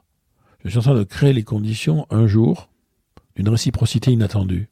Je suis en train de fabriquer ma chance, peut-être. Peut-être. Mais c'est ce peut-être qui est important. Et l'intuition ou les probabilités ? Écoute, là, honnêtement, moi, tu vois, je suis dyscalculique. Hein, donc, je ne sais pas compter. Parce qu'à un moment, la martingale, le principe même de la martingale, c'est d'aller contre la chance. Oui, mais la martingale, si tu veux, scientifiquement, c'est un mythe. Hein. Il n'y a pas de martingale. Personne n'a jamais gagné au casino avec des martingales. C'est de la mythologie, quoi. Non. Alors après, on peut... c'est toujours intéressant, les probabilités. Mais quand tu regardes aujourd'hui, les structures du hasard, je sais que nos connaissances en calcul aujourd'hui sont importantes, mais aujourd'hui, on n'a pas grand monde qui peut, avec des statistiques, gagner au casino. Et quand tu essayes de tricher avec la chance, par exemple, quand tu joues aux cartes, quand tu joues au blackjack, tout ça, et si par hasard les gars du casino se rendent compte qu'en fait, tu mémorises les cartes et que tu les comptes, tu te retrouves avec 2 jambes cassées sur le trottoir du casino, quoi, tu vois. Voilà. Donc, voilà. Non, c'est... il faut bien accepter. Et là, après, il faut de toute façon faire une distinction entre la chance isolée et la chance récurrente. La chance isolée, c'est la chance du joueur, le gars qui a gagné à la roulette, qui a gagné au loto, tout ça, qui rencontre par hasard un ami qu'il avait perdu de vue depuis 30 ans, alors que ce jour-là, alors qu'il prend jamais le métro, il prend le métro ce jour-là, il le croise dans le métro, alors qu'il n'aurait jamais... Ça, c'est le coup de chance isolé. On peut rien en dire, c'est effectivement les probabilités, les statistiques, voilà. Mais c'est pas, en soi, c'est pas très, très, très intéressant. Ce qui est beaucoup plus intéressant, c'est la chance récurrente. Et elle est d'ailleurs souvent beaucoup moins spectaculaire, tu vois. Mais la chance récurrente, c'est le fait que certains individus semblent quand même attirer plus que la moyenne des rencontres intéressantes, être sur les bons coups, etc. Donc là, quelqu'un qui a ça, il n'a pas de la chance. Il fait des choses, il a un comportement social par rapport aux autres, par rapport aux informations, par rapport à tout, aux décisions qu'il prend, il a un comportement qui génère ce que j'appelle, moi, de l'inattendu providentiel. Alors après, des fois on en fait quelque chose, des fois on n'en fait rien. Bien évidemment. Bien évidemment. Mais j'ai l'impression que c'est difficile de dire de quelqu'un il a tout le temps de la chance. Par contre, on pourrait dire de quelqu'un il a jamais eu de chance. Donc si tu veux, tu as l'impression que le serial loser est plus Ouais, alors moi j'ai travaillé à une époque en milieu social, médico-social, et ce sont des assistants sociaux qui m'avaient expliqué cette différence que je n'avais pas comprise moi, au départ, et qui aujourd'hui sont très éclairantes. Ils me disaient, tu sais, nous on travaille qu'avec des gens qui n'ont pas eu de peau dans la vie. La plupart du temps, tu vois, quand tu es assistant social, tu t'es confronté à une espèce de misère du monde. Et pourtant, il faut être très attentif quand quelqu'un vient nous voir, parce que il faut jamais confondre quelqu'un qui te dit j'ai jamais eu de chance et quelqu'un qui te dit j'ai toujours été malchanceux. Quelqu'un qui a toujours été malchanceux, il lui est arrivé des emmerdements, des accidents de la vie, etc. J'ai jamais eu de chance. Dans le fond, ça veut souvent dire il m'est rien arrivé. On m'a jamais fait de proposition intéressante. J'ai jamais été mis sur des bons coups par la vie, etc. Je suis toujours passé à côté du train. Donc le malchanceux, celui il y a une matière première, je dirais, de malheur, tu vois. Parfois, j'ai jamais eu de chance. C'est juste une espèce de truc vide, tu vois, de processus qui tourne à vide, de quelqu'un qui effectivement donne le sentiment qu'il est... Alors, il dira pas ça, lui, mais l'observateur dira c'est quelqu'un qui est aveugle aux opportunités. Oui. C'est-à-dire qu'en fait, la chance passe son temps à taper à sa porte, mais il s'est jamais levé les fesses pour aller ouvrir, quoi. Tu vois, il y a cette dimension-là, je trouve. Moi, j'ai rencontré beaucoup de gens, ils finissaient par plus voir tout ce qui pourrait faire opportunité dans leur environnement. Oui, parce qu'ils sont dans un train négatif. Une espèce de cécité. Voilà. Alors là, pour le coup, le pessimisme peut avoir un rôle à jouer, ça c'est clair. Est-ce qu'on peut influer sur la chance ? Influer sur la chance, moi je pense pas, mais en revanche, on peut influer sur les dynamiques d'inattendu. C'est-à-dire qu'on peut, tu as quelqu'un qui est curieux, accepte d'aller sur des terrains où il ne va pas d'habitude, accepte de s'intéresser à tout ce qui ne l'intéresse pas d'habitude, au lieu d'acheter, quand il prend le train systématiquement, Challenge ou Les Échos, et une fois, il achète Ça m'intéresse, tu vois, ou une revue un peu de culture générale. L'idée étant de se confronter en fait à des infos qui vont nous faire un pas de côté. De même que avoir de la chance, c'est aussi se prendre en main d'un point de vue social, tu vois. Un bon moyen peut-être de réactiver sa chance. On a tous une liste de copains avec qui on a perdu de vue depuis des années et qu'on voudrait. Il faudrait que je les rappelle. Il faut y aller là, allez, on se fait de la liste. Et voilà, on se dit, allez, chaque semaine, je rappelle un vieux pote. Dans le lot, il y en a, je dirais, ils auront mal vieilli, ils vont me jeter et tout ça. Puis si ça se trouve, dans le lot, ça va redémarrer. Et puis ça m'ouvrira sur d'autres choses, etc. Tu vois, créer sa chance. On peut la provoquer, qu'en fait. En tout cas, tout individu peut décider de réinjecter de l'inattendu ou de réinjecter les conditions d'un inattendu dans sa vie. Et après, derrière, est-ce que ça sera de la chance ou pas ? Ça sera à lui de voir. C'est passionnant. Mais je pense qu'on a quand même tous de la chance. J'ai toujours pensé à cet exemple. Tu vois, tu es tranquillement en train de dormir. Tu as ta voiture qui est en bas. Et puis tu as un gars qui passe, qui va essayer de l'ouvrir, de la fracturer. D'un coup, il y a une lumière, il y a n'importe quoi qui se passe. Il change de voiture. Tu le sais pas, mais tu as eu de la chance. Mais pas le mec chez qui il est allé. Ah, ça c'est sûr. C'est tout le problème. Oui, mais quand tu as la chance de trouver un billet qui a été perdu dans la rue, faut savoir que c'est une chance distributive. Il y en a un qui a eu le malchance de le perdre. Donc c'est comme si l'univers était bien équilibré, tu vois, de ce point de vue-là. Je me souviendrai toujours de ça, comme j'étais dans un milieu moi de gens du vignerons, tu vois, dans le sud de la France, mes grands-parents, et c'était tous des vignerons et des chasseurs. Ils chassaient beaucoup. Il y avait dans la maison de ma grand-mère, il y avait des tas ils utilisaient des pattes de lapin comme trophée, et puis ils montaient dessus des couteaux, des machins. Moi, je trouvais ça dégueulasse. J'étais un gosse de la ville, tu vois. La patte de lapin, je trouvais ça vraiment pas. Et bon, mon grand-père m'avait dit, tu sais, mais si, la porte de lapin, c'est un porte-chance. Et je me souviens d'avoir dit à ma grand-mère, mais enfin, tu penses vraiment que la patte de lapin, ça porte chance ? Et ma grand-mère me disant, tu sais, en tout cas, ça n'a pas porté chance au lapin. De mémoire, c'est au tout début d'un de tes livres. Oui, c'était une discussion entre un petit moine.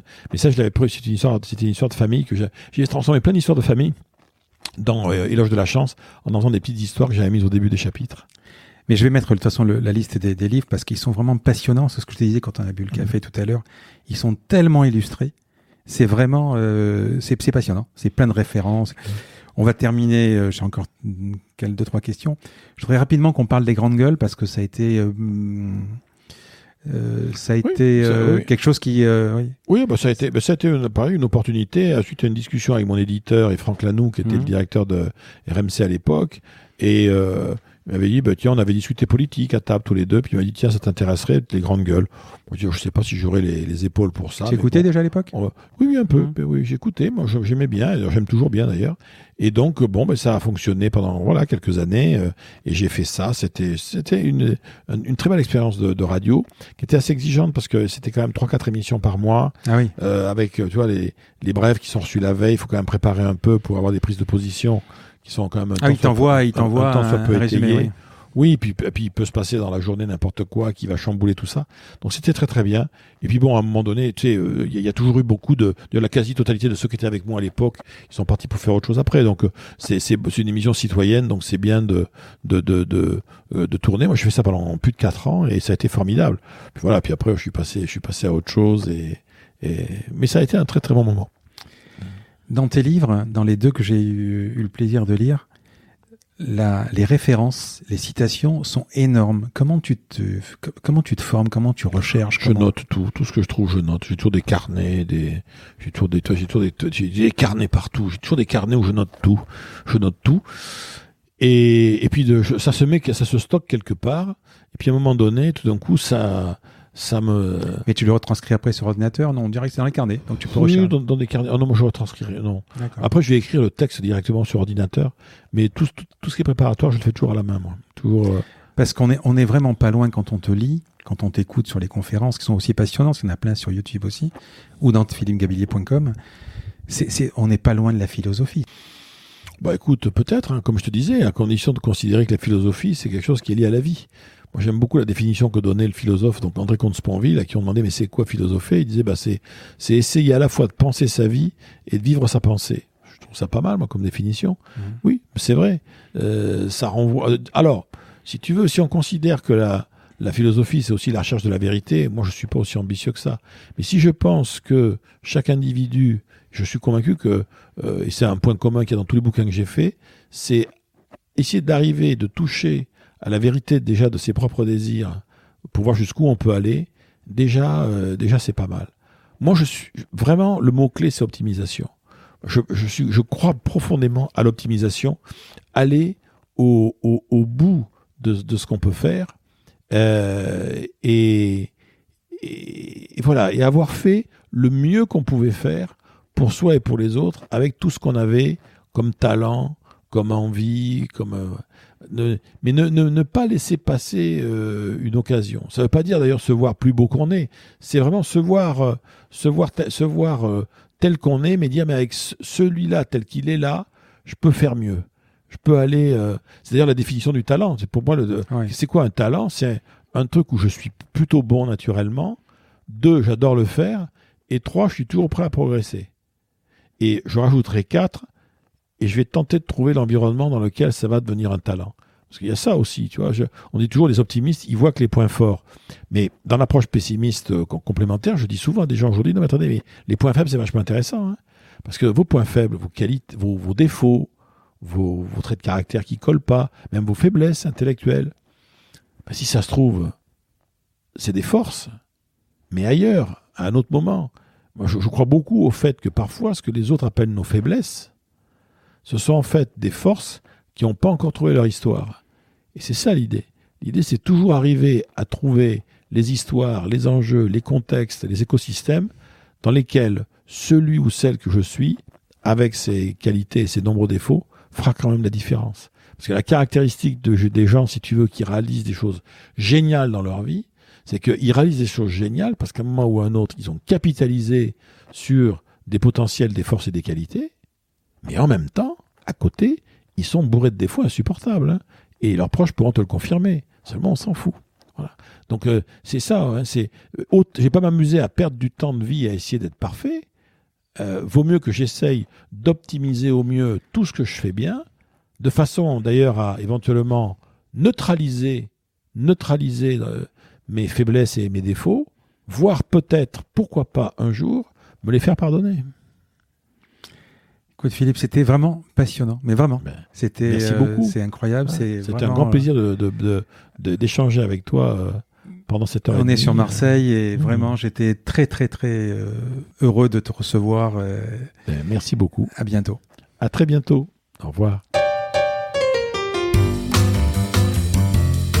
Un grand merci à tous d'avoir écouté cet épisode jusqu'ici. J'espère que cette conversation vous a plu. Parlez de ce podcast à vos amis ou à vos collègues de bureau. Partagez-le le plus possible. Abonnez-vous en cliquant sur le petit bouton s'abonner dans votre application mobile ou sur votre ordinateur. Ainsi, vous serez averti dès qu'un nouvel épisode est en ligne. Je sillonne la France pour vous proposer de nouveaux invités. C'est vraiment beaucoup de travail. Ce n'est pas mon métier, vous l'avez peut-être compris. C'est une passion que je pratique en dehors de mon job. Si vous avez apprécié cet épisode, dites-le moi avec des étoiles, 5 de préférence sur Apple Podcast, anciennement iTunes, et d'y ajouter un gentil commentaire, ça me fera plaisir. Ça me permettra également de remonter dans les classements. Et puis si vous n'êtes pas Apple, c'est pas grave, parlez-en autour de vous, partagez sur les réseaux sociaux, c'est prévu sur votre application de podcast préférée. Enfin, vous pouvez vous abonner sur lacombinaison.fr pour être averti dès qu'un nouvel épisode est en ligne. Je suis Frédéric Azoulay. N'hésitez pas à me faire remonter vos remarques, vos questions, mais aussi des invités que vous aimeriez entendre. Je vous dis à bientôt.